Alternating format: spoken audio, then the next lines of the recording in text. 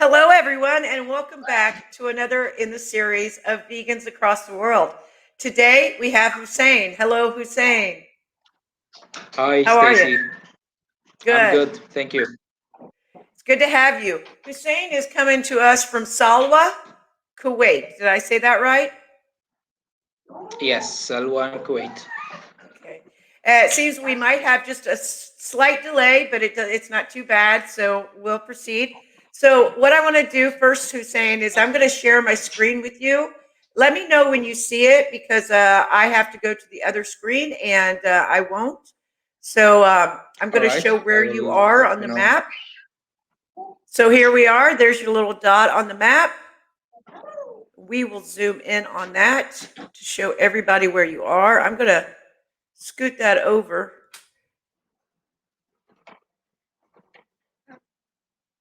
Tried to center that for everyone. Yes, And there you are in Salwa, right on the coast. Okay, I'm going yes. to tell everybody a little bit about the area.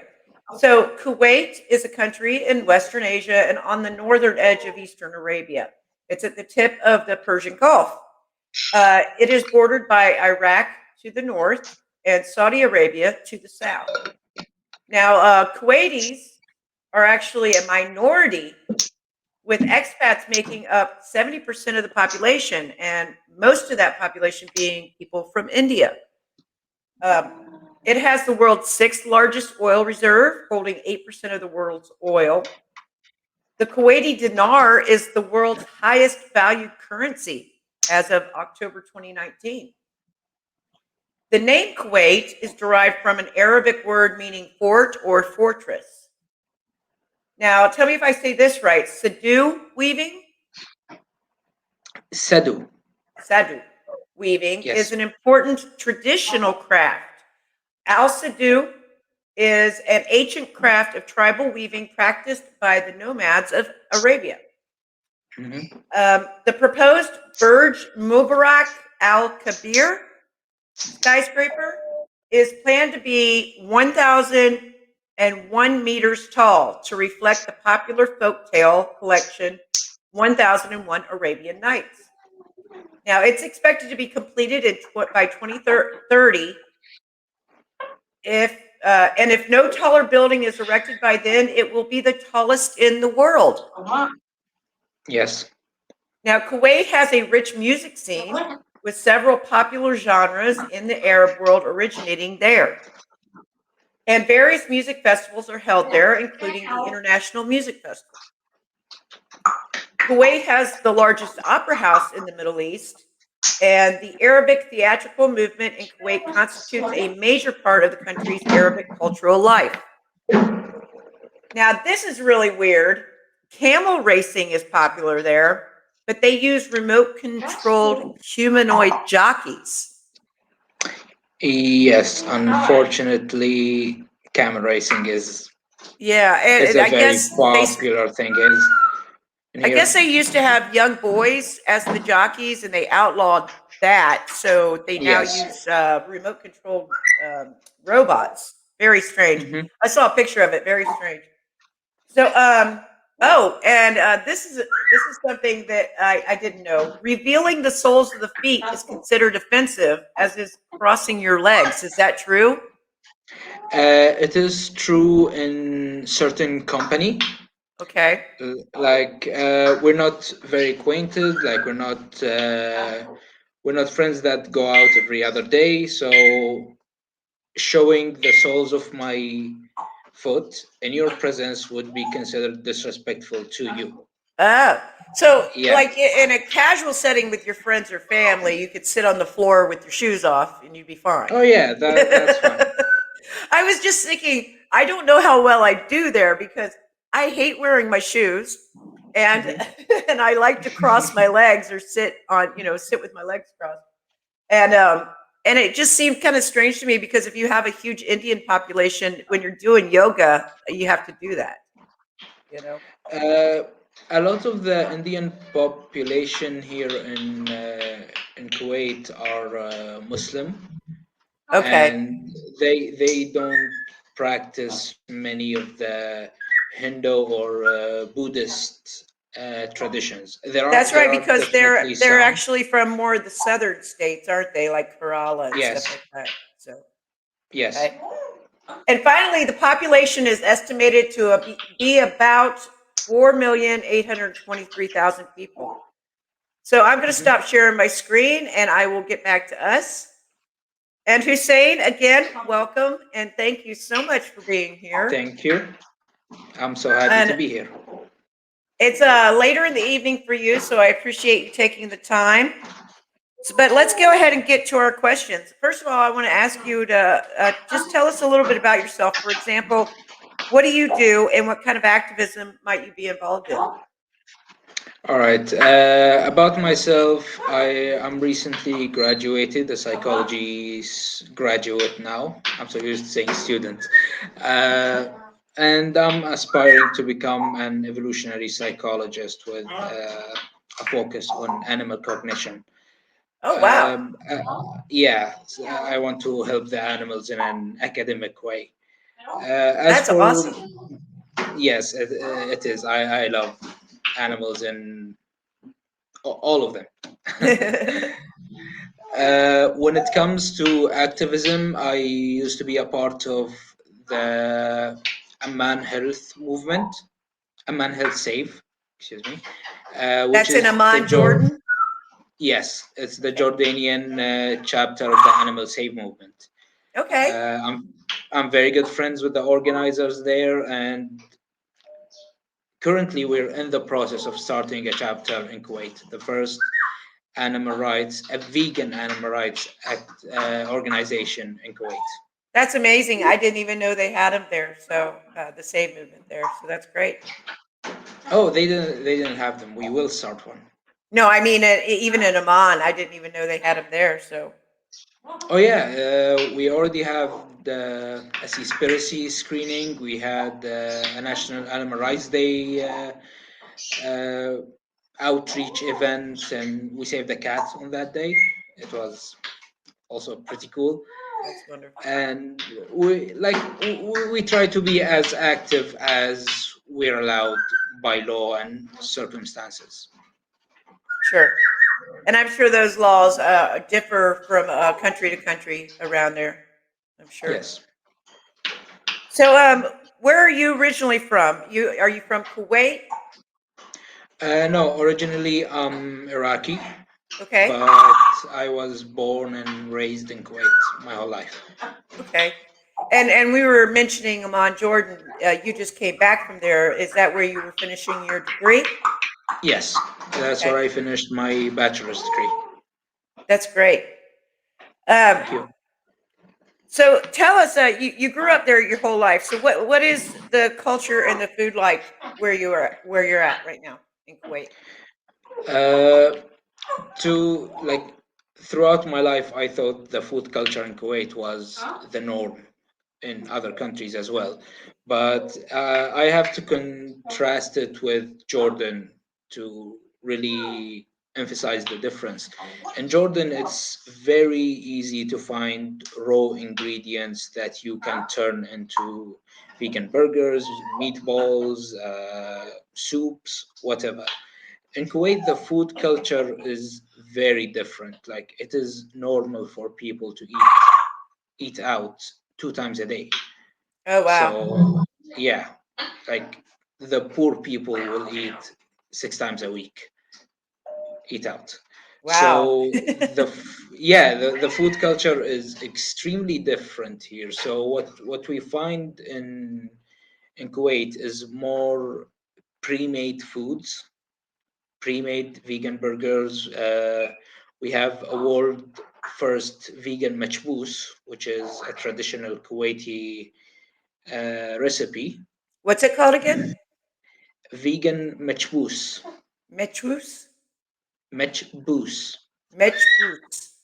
Yes, Okay. it's basically rice with a sauce and some vegetables and usually chicken or meat, but they made it with seitan, and Okay. you really can't tell the difference. Yeah, I love So seitan. it is amazing. Now, Uh, I'm sorry, go yes. ahead. So in Kuwait, we find more of the pre-made food. It's harder to find things like TVP, things like vital wheat gluten. You usually have, if you want to make something from scratch, you really have to make it from scratch in Kuwait. Oh, I see. I understand what you mean. So you're getting like you can get Beyond Burgers, but it's harder to get the basic ingredients to make your own. Exactly. Okay. Yeah. All right. Something I didn't mention during when I was talking about the area, I did read that Kuwait actually has a very obese society, and that's Yes, mainly contributed to a lot of fast food restaurants there. A lot of westernized fast food restaurants. Is that true? that is true. Kuwait, in fact, is the second largest meat consumer per capita after the USA. Yeah, I read So like it's I read pretty one. much the same. Yeah, I read one statistic was something like 45% of the population is obese, and then another said over 70. But they did attribute that to a lot of fast food restaurants there. Yes, it's a combination of factors. You have the fast food restaurants. You have a very inactive lifestyle. Like people would go to a grocery store that's close to their house by car. The Oh, streets aren't designed to walk. so very much like Like America, like the United yeah, States. yeah, exactly. So they took the obesity producing parts of the Western culture and implemented it. So Yeah. And I'm wondering if that's because you get a richer population. The dinar there is worth so much, and so your money's worth more, and with that comes the Western diseases, of yeah, our lifestyles. So another factor is that the government here subsidizes the meat and dairy industries, just like in the USA. yeah, So the price of dead chicken and dead sheep is artificially lowered by yeah, the government. which makes everybody think that healthy foods are more Expensive. expensive. Yeah, that's unfortunate. Mhm. So how long have you been vegan? I'm coming up on 2 years. 2 years. I went, yeah, I went vegan in Jordan. Okay. Originally in 2019, I read Animal Liberation by Peter Singer. Amazing philosopher, one of the most amazing philosophers that are alive today. And I didn't become vegan right away after reading his book, but about a year later, I needed Joey Carbstrong to look me in the eye and say, "You're a hypocrite and you know it." And I'm like, "Yeah, I'm a hypocrite and I know it." I spent the first week of being vegan eating toast and peanut butter because I didn't know what to eat, but I didn't want to eat animals. Yeah, you didn't know what to eat, but you knew that you needed to do it. Yes, Yeah. exactly. So you basically needed the stronger message like Joey rather than Peter. Peter Singer's not even vegan. So, which is unfortunate for his writings, Mhm. but you needed the stronger message to really get Yes, you motivated.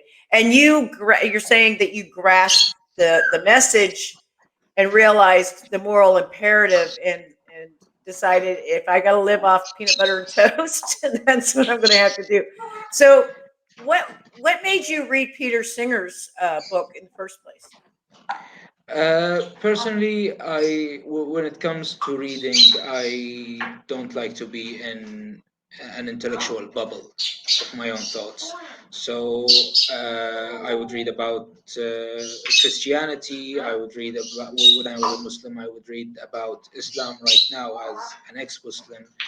Uh, I would read some of the keto dieters when it comes to health and stuff like that because if you want to convince people of your position and that's what I want, you must know the strongest arguments that they have, not the versions that have been passed through many of your peers in your in group. Yeah, I Mhm. agree with you there. I'm not even religious anymore. I used to be religious when I was younger, or but I should say believe in God. I didn't really go to church, but I had a strong belief in God. And I found when I lost my belief is when I started to read up on all different religions more. And like I was reading up on Buddhism and then on the Quran and all that stuff is because I really wanted to understand where people were coming from. Mhm. But yeah, I agree with you. You need to know what their mindset or what their arguments are. Um, yeah, and I've been curious. I get curious about the other side, like you said about looking into keto diets Yes. and all that stuff. You really should look into what these people are saying. Hopefully, that same mindset is what brings people to look at vegan videos. You know what I mean? Yes. Hopefully. So And even if they come to make fun and troll in the comments and post pictures of bacon, uh, the mere fact that they're interacting with the video, both will increase the likelihood of other people seeing it and increase the likelihood that they would have a more positive attitude toward veganism in the future since they were exposed to so much. So yeah, I even think the I think trolls, like I'm thankful for the trolls. yeah, exactly. I've said that in some of my videos. I've gotten trolls because, like, that vegan teacher featured one of my videos, and she has tons of trolls, and they're all young kids, and they followed me over to my channel to troll my channel after that. Mhm. And I said, "Thank you so much because it helps my algorithm." Exactly, you you don't make it exactly, until you have trolls, right? But exactly.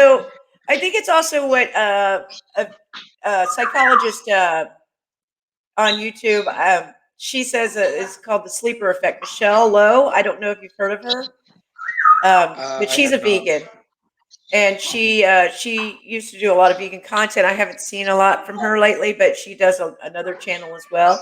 But she would talk about psychology and the sleeper effect, which is that these things they stick with people and later on it accumulates and even if they didn't like your message at the time or they thought Mhm. it was too gruff or whatever, um, it affects them down the line. It may one day just it's sitting there and they don't even know it, Exactly. and it catches up with them. So, and That I believe in that's that. what happened to me. Like I'm not saying what Peter Singer wrote didn't affect me. It did affect me. It was very convincing, but it didn't affect me enough to take action. Yeah, I needed the more aggressive, less intellectual argument, the more yeah, personal attack on me to take yeah. action. So Yeah, you and it brought could up have the been a vegan teacher. cumulative too, because you already had that base of reading Peter Singer that Mhm. finally, and then it was Joey snapping you into it. You know what I mean? Yes, Uh, but yeah, I mean, all kinds of activism affect different. I mean, we all have different personalities. So personally, for me, I'm not the soft type either. No hippy dippy kind of approach would have ever worked on me. It was more just being slapped with the truth that worked on me. So, I appreciate all kind of activism. Like yeah. the worst, the only type of activism that really doesn't work is no activism It whatsoever. very good. I agree. We need the sauce stashes of the world who are making amazing food. We need the hinge herbivores who are showing people how strong they are. Yep.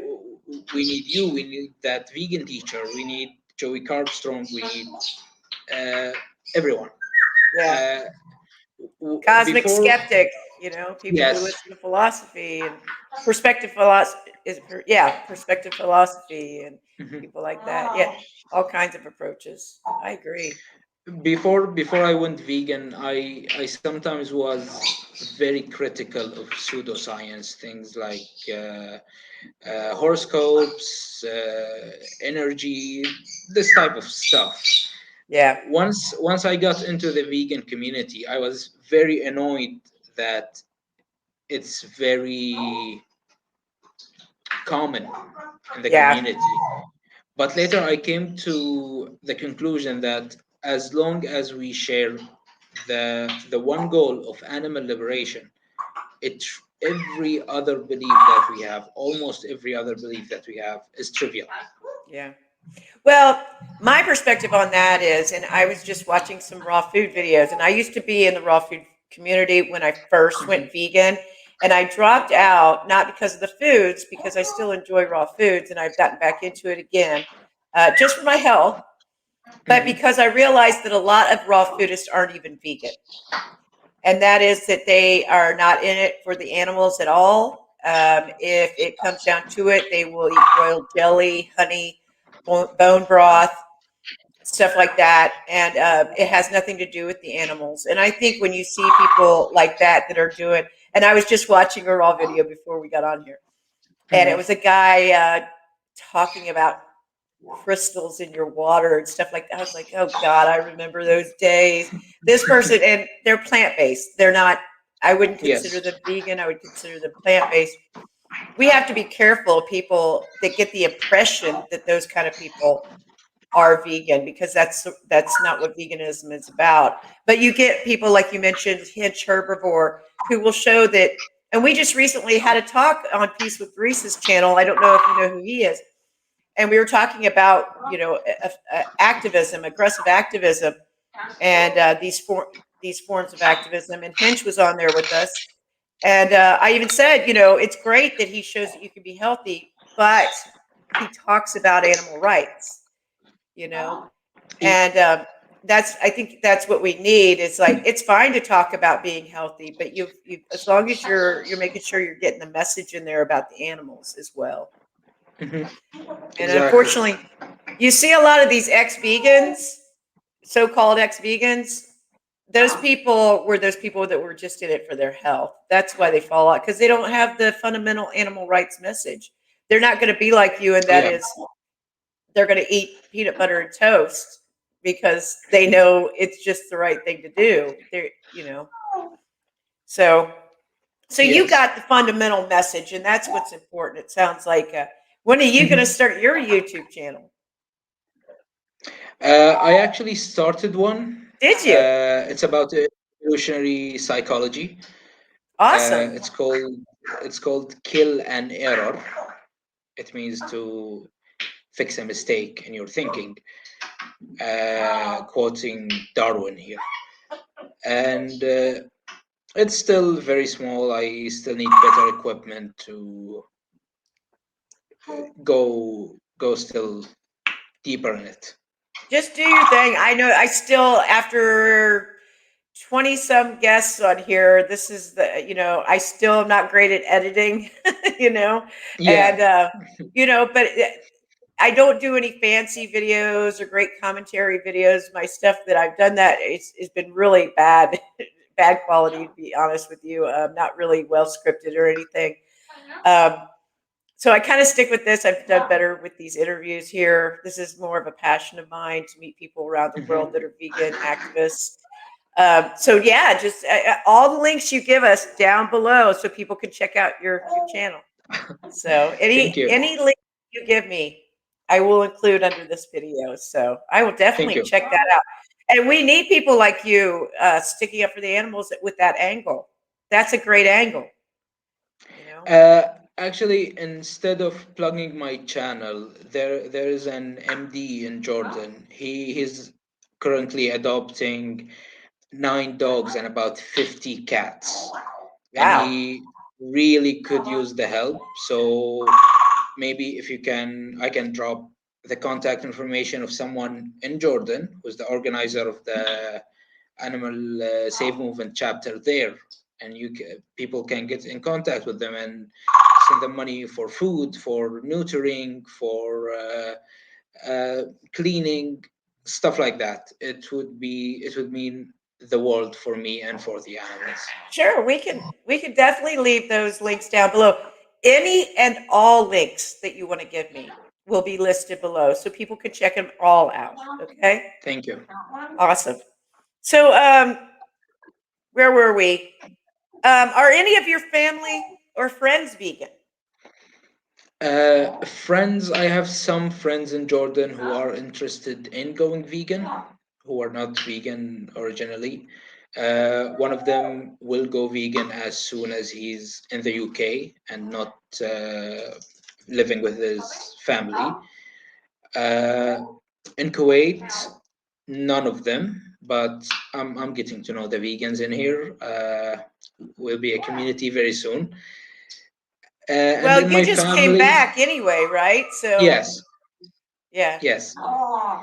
And in my own family, they have a kind of anti-veganish mentality, uh, except for my mother. My mother, she's interested in plant-based diets. She's buying the ethics of veganism, but she's bound by a religious obligation to follow her religious leader, the marja. Oh, okay. So not necessarily the writings of the book, but what the religious Yes. leader says, interprets the So word as. I basically have to write a small thesis on why modern animal agriculture is not what is permissible by Islam in 1400 years ago. Yeah. Yeah, so And that would be fun. and I don't know. There's a lot of activists out there now. There's a few that are Muslim that Mhm, that are using that approach. They're saying, listen, it's not required in our religion to do this. So exactly. yeah, good luck with that. There was Good. I interviewed um, a very nice young woman in Sri Lanka recently. She said that her approach to reach her family was through their, I believe, were they Mhm. Buddhist or Hindu, but was through their religion. She got them to go vegan by appealing to what their morals are in their religion Yes. because they're very religious. So good luck with that. I find Thank that you. most people that I interview around the world, myself included, we all share the common problem of reaching our families. So Uh, yes, that's a big problem. Like when we talk to a stranger on the street about veganism, it's different. yeah, The one I'm talking to, we've just met. But when it comes to talking to our families, our mothers never stop seeing us as children, no yeah, matter how old we are. So it's hard for us to explain what we want to explain, and it's hard for them to see it as something that's not defiance or leaving the nest, so to speak. yeah, So yeah. it gets Trying to, very emotional. We need an outsider for it. yeah, yeah. An activist from Mexico, I think she put it well, and that is that parents don't want to be told. Basically, she said parents don't want to be told that they were wrong by their children. You know, Yes. so it's harder for them. Yeah, it's harder to outreach them. So you became vegan while you were in Jordan. You were away at school. You came Yes. back just recently, a couple of days ago, really, wasn't it? Yes. Or day before yesterday. And you came back as a vegan, Yes. and you're reconnecting with all your old friends. Now, what do they think of your veganism? I mean, you kind of touched on what your mom thinks of it, but she's had a chance to learn about it because she's kept in touch with you, I'm sure, Yes. over this time. But what about your friends? What do they think about your or your veganism and your activism? When it comes to my friends, they most of them, like my generation especially, we have the idea of, okay, you're not hurting me, I'm not hurting you, you do you. It's not like my parents' generation or the generation before them in the Middle East, where it's like I'm right and you have to do what I'm doing. Okay. It's less of that. So my friends are kind of nonchalant. I still hear the occasional joke. I still get the protein though. I get the same arguments, but they're not really arguments as much as, in my opinion, they're attempts to not be uncomfortable with what I'm Sure. saying. So they're not That's outright rejecting you or getting no, no, no. angry with you or anything like that. They are not. They're just kind of giving you a hard time, Yeah, like friends would do. the first thing I learned when I became vegan is that I must have a thicker skin. So Oh yeah, here we are. exactly, exactly. So would you say it's easy or hard to be vegan where you live? uh, it depends. If you want to eat specialty food exactly the same taste, the same look as you wanted to eat before, it's as hard as trying to go on a diet without changing your food. But if if you want to save money, you can save money. Like in Jordan, my monthly expenditure went way down when I went vegan. I'm eating rice, I'm eating beans, I'm eating a lot of hummus. Uh, Perfect for a student, though. exactly. I was a student, I was living alone, I was studying like 4 or 5 hours a day. I don't have time to cook big gourmet meals. So I had to make do. And in Kuwait, it's still, it can be easy, it can be hard. If I was wealthy and I wanted to eat the same way that other people in Kuwait eat, there are plenty of vegan restaurants that I can order from on a daily basis. There are meal plans that I can subscribe to that will deliver vegan food to my house every day. Uh, on the other hand, if I'm hungry, I don't know what to make for lunch, I'll open a can of beans, throw it in a pan, some spices, and we're done with There you rice or go. bread or whatever. So it's as easy or as hard as you make it. Exactly. So you're saying you've got the Beyond Burgers, you've got the cheese substitutes, you've got all that stuff. So Yes, if people want to do that, they don't have the they're excuse there. of I can't, what do I eat? Because it's there. Exactly. The same thing they were eating before without the cruelty. Um, Exactly. but you're saying it is a little bit harder if you're someone who likes to cook. So, If you like to cook, it will be harder at first. I started cooking when I became vegan. I didn't cook much before that. In the beginning, it will be hard. Your kitchen is adapted to cooking non-vegan foods, and suddenly you need to have tofu and you need to have different yeah, spices that you never heard of.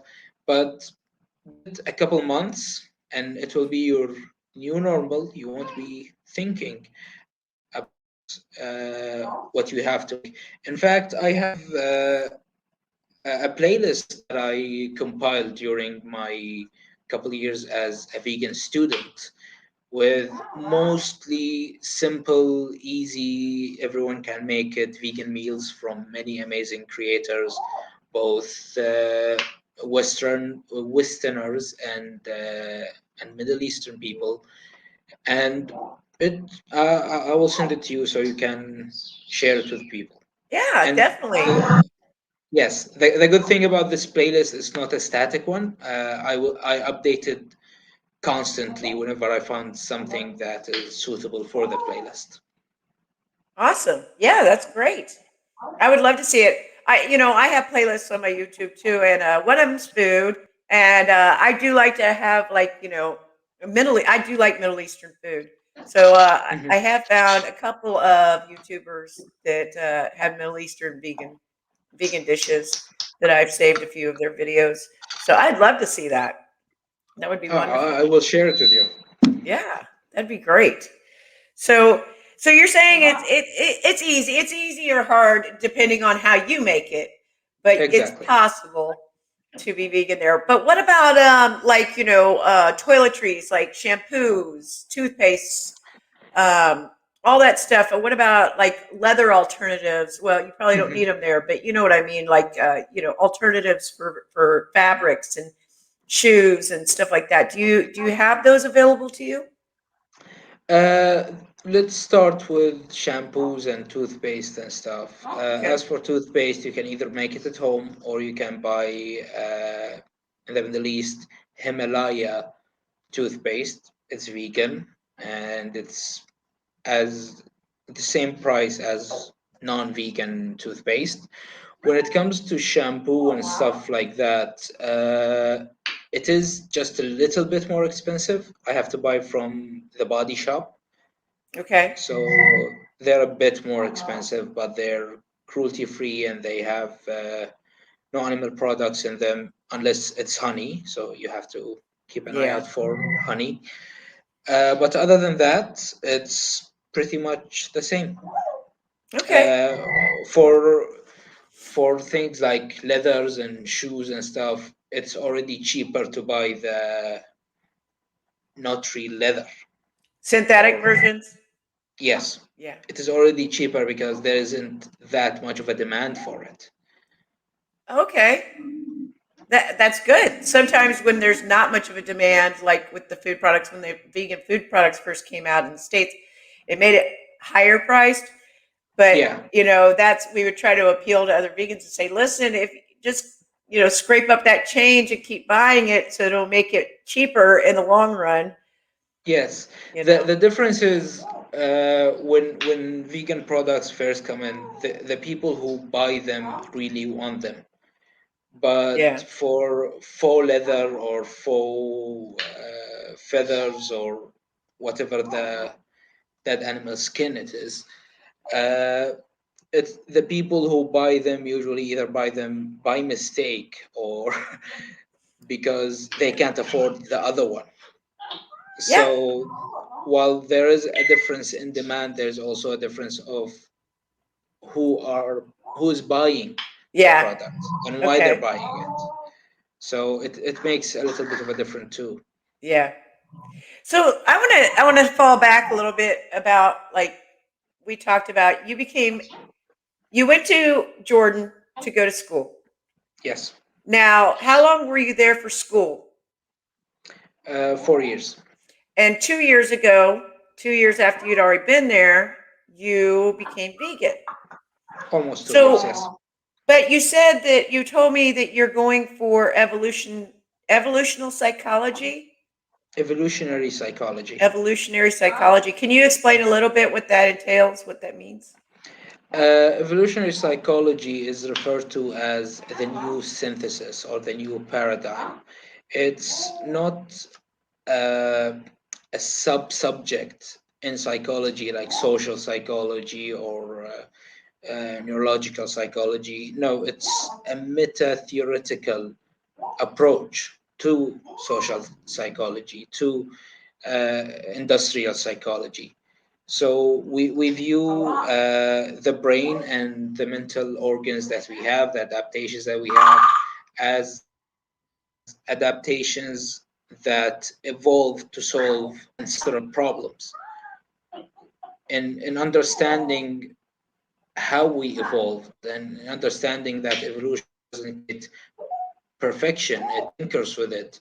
I believe that we can understand our shortcomings as humans, and knowing that as a human if you're a guy, you're more likely to lie about things like your status at work. No, just knowing that and being a moral person will make you more cognizant of what you're saying. So that's basically what evolutionary psychology is, the study Okay. of mental organs as adaptations. So you were already in the middle of doing this. And then you became vegan, and now you're saying that you would like to use your degree to help animals. Now, how do you think that you'll be able to apply that? Uh, if we look at the history of science, the human ego took three major hits. The first hit was when we found out we're not the center of the universe, and Now, I don't know if some people have found that out yet. I think some people still think they are. yes, some people still think they are, but as a species, we took a major hit on that. Another hit we took was when we found out that there isn't, or we didn't find out, but what we thought was amazing agent driven thing that are happening in the universe are in fact not happening in the universe, and that took a hit with Newton and new physics basically. And the third hit, and in my opinion, in my biased opinion, the biggest hit is the theory of evolution. When we learned we're not that special, we're just another animal that got lucky. So driving that point home, driving the point that no, we're not entitled to the flesh of the innocent. We're exploiting them with with empirical data, with a sound theory. I believe that can have a positive impact on how we treat other animals. Yeah. And are you going to discuss, or do you already discuss this on your YouTube channel? Not yet. In my YouTube channel, I'm still building up through the basics of evolutionary psychology, terminology, what we study, definitions, stuff like that, and I'm still building up to it. Okay. Yes. So can I ask you, we touched on religion a little bit. I mentioned that, I used to believe in God, and when I stopped believing in God, I started checking into other religions and religious beliefs. But I didn't happen to mention that that's exact same time I was becoming vegan. Is that how it happened for you as well? Can you just repeat the last part, please? Sure. I said I did mention that at that same time when I was losing my religion, is how I could put it. It's the Yes. exact same time because I think something you said kind of touched me there. It's the exact same time I became vegan. I was becoming vegan. Did that kind of correlate for you as well? No, not for me personally. For me, I left, I think in 2008, 2009. Okay. So it was way before going vegan. Okay. But it was definitely a step. Like I was introduced to the theory of evolution, and Yeah. later I realized, okay, I'm just an animal, and suddenly, okay, so what gives me the right?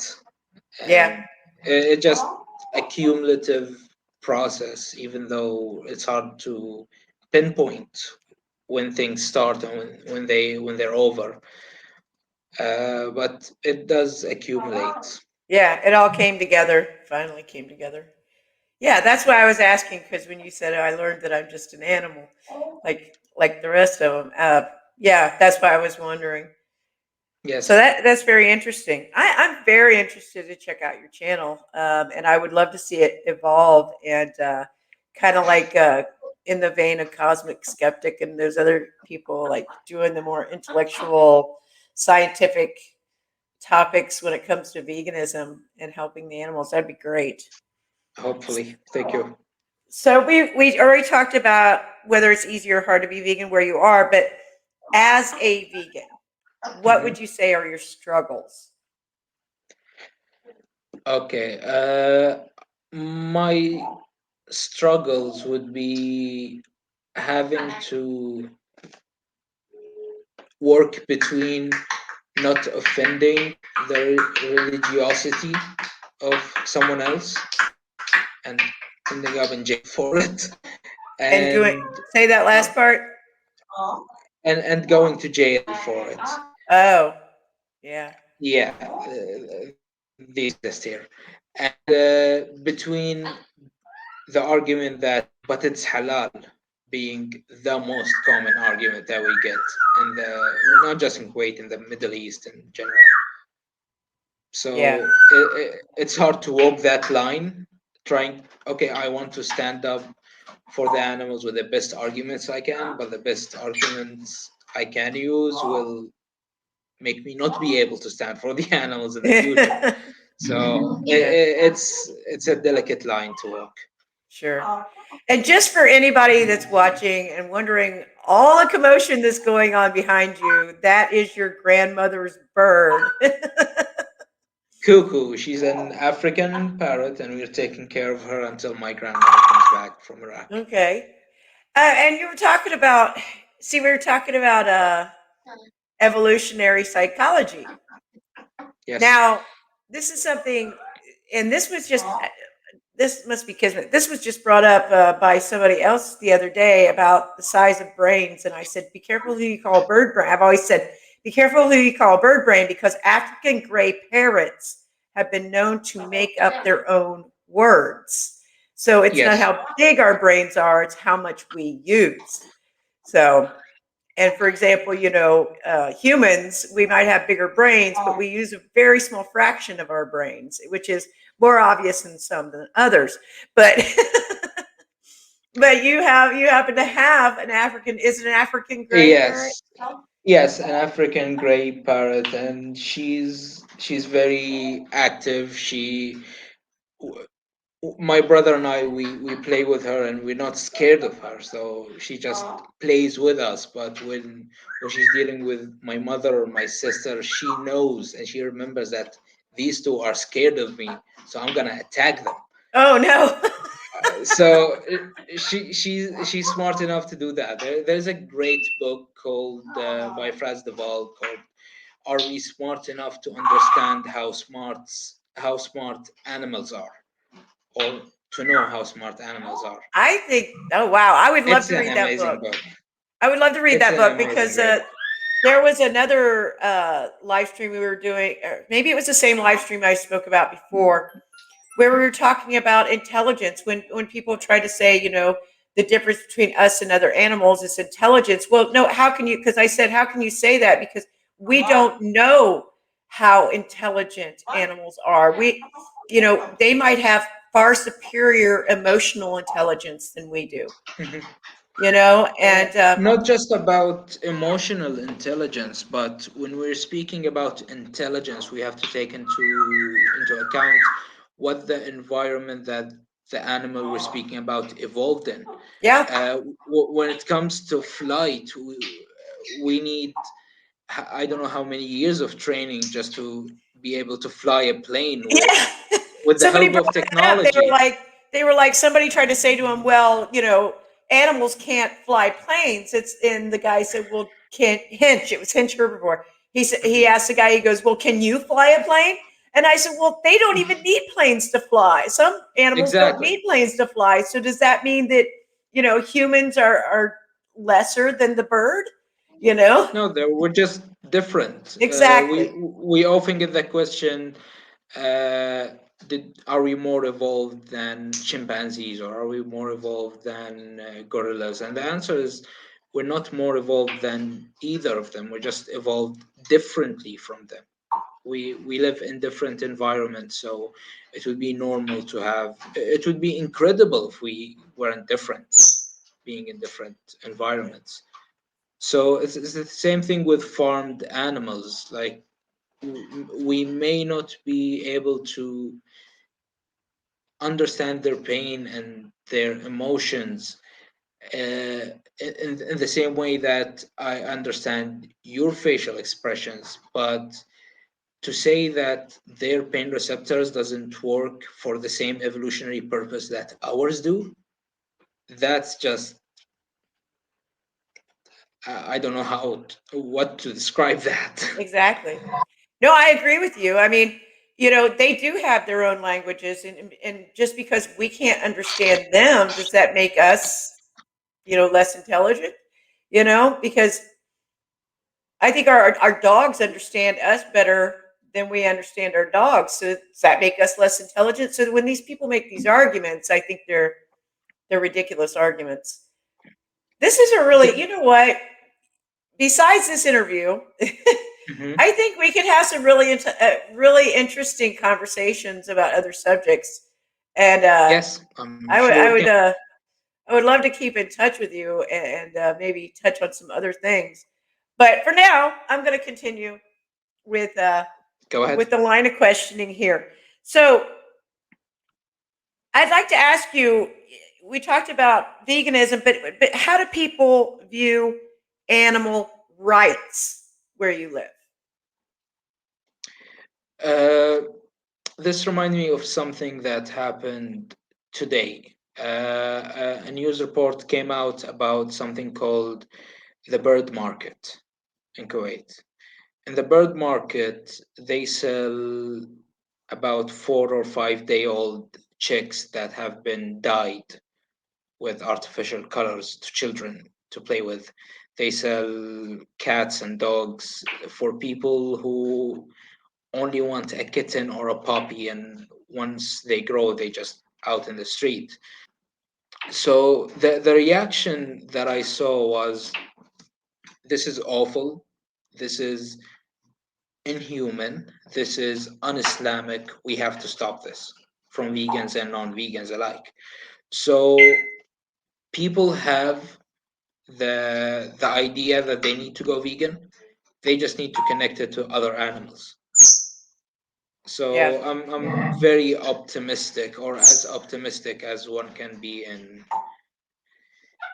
the world we live in. Yeah.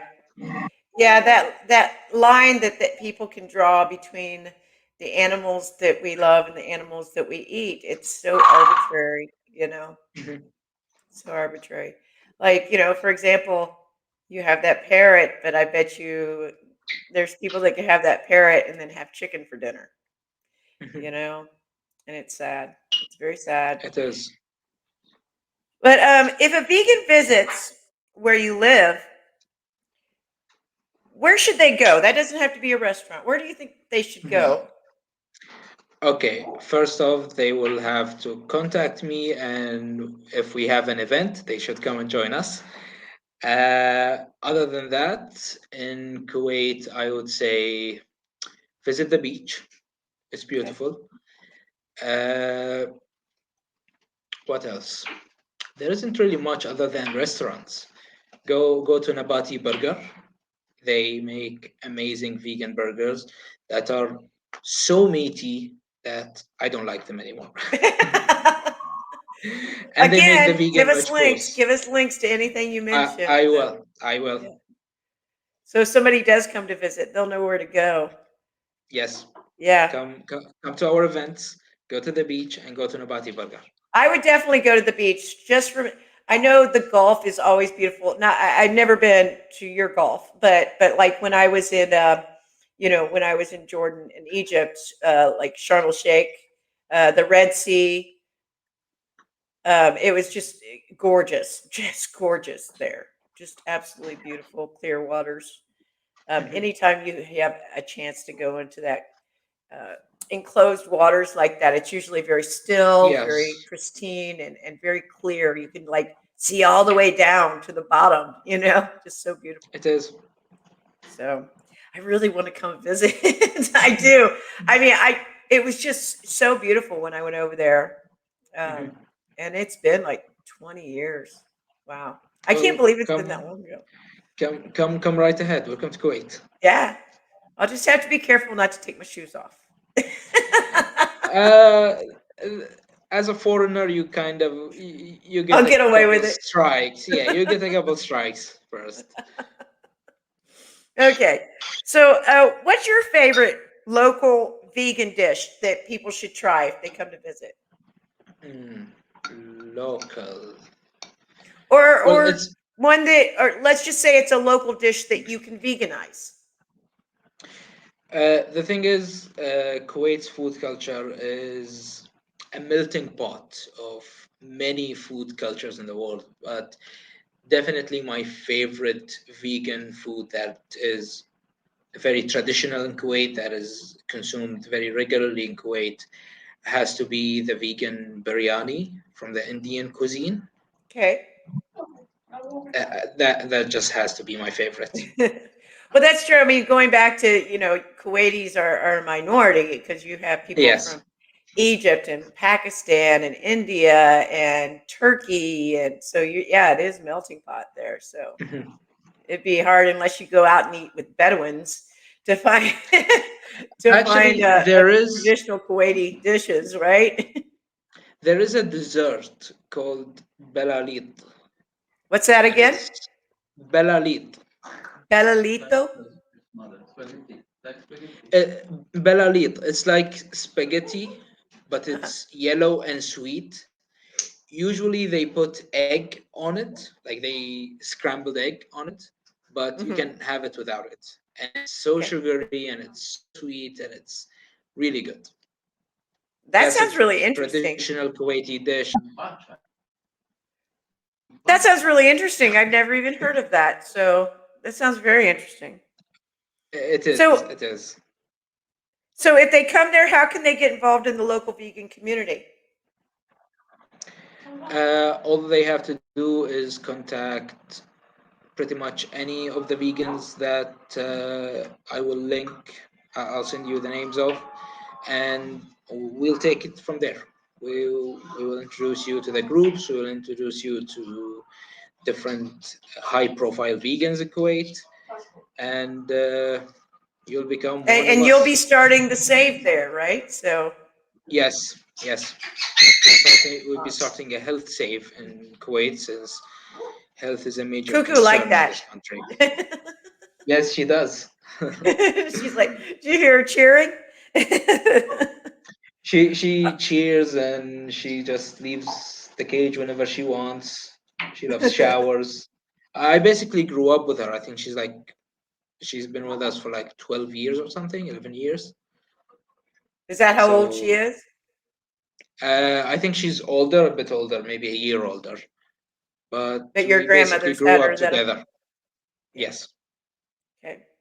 So finally, I want to ask you, where would you like to visit one day and learn about veganism there? Have you traveled that much beyond, like we were talking about Jordan and stuff like that? I've been in China Okay. for a year and a half. I was studying pharmacology there, but Wow. then I switched majors to psychology. So I didn't like tofu so much when I was in China. So I may want to go back there with a new palate, a Are refined you palate. telling me the Chinese did tofu wrong? No, no, no. I just didn't have the taste for it Yeah. at the time. You think you I'm might not saying appreciate they it did. now? Yes, I'm pretty sure I will. That's funny. All right, so you've been to China, but where would you like to go and learn about veganism there? Mm.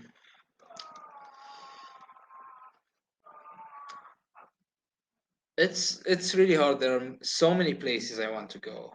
There, I want to visit a Jain village. Okay. You know, Jainism. Yeah. I have a Those are friend like, that's Jane, yeah. yes, they're the extreme vegans of extreme vegans, and I love that. That's great. So somewhere in India, is that, Yeah, or just anywhere? Okay. Okay. So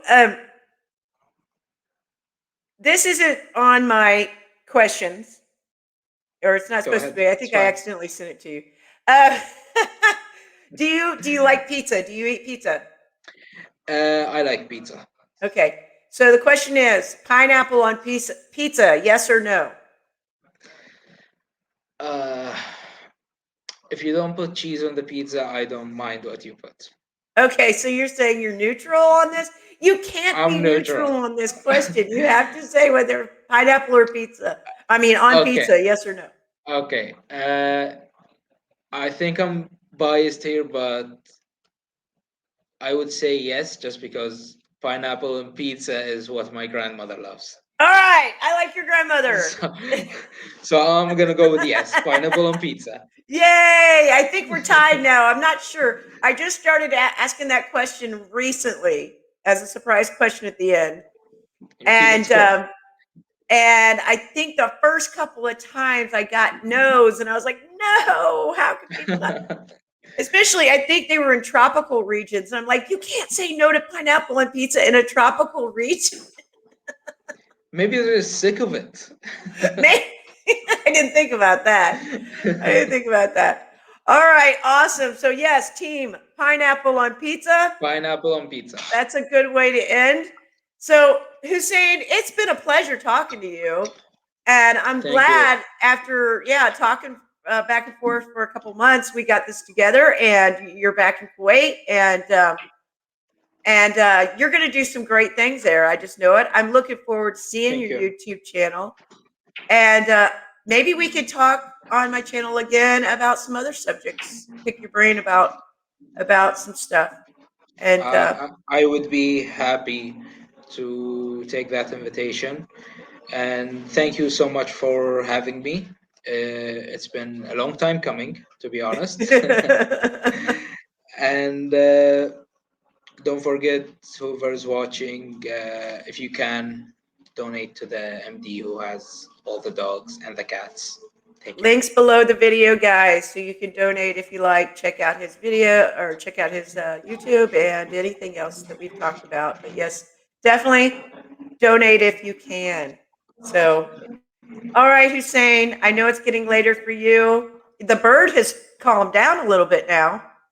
Yeah, she's looking right at me right now. She's mad that you didn't bring her on. She was like, I'm ready for Yes. my close up, Mr. DeMille. She'll be here next time. Hopefully next time. Okay. All right. Well, Hussain, I'm going to wish you a great night, and we will definitely keep in touch. I will talk to you soon, okay? Thank you. I will talk to you soon. Goodbye. All right. Bye-bye now. Bye-bye. All right. Thank you so much, Hussain. It was such a pleasure meeting him. I always a great guest. I every time we have great guests, and just so interesting. Lots of interesting stuff.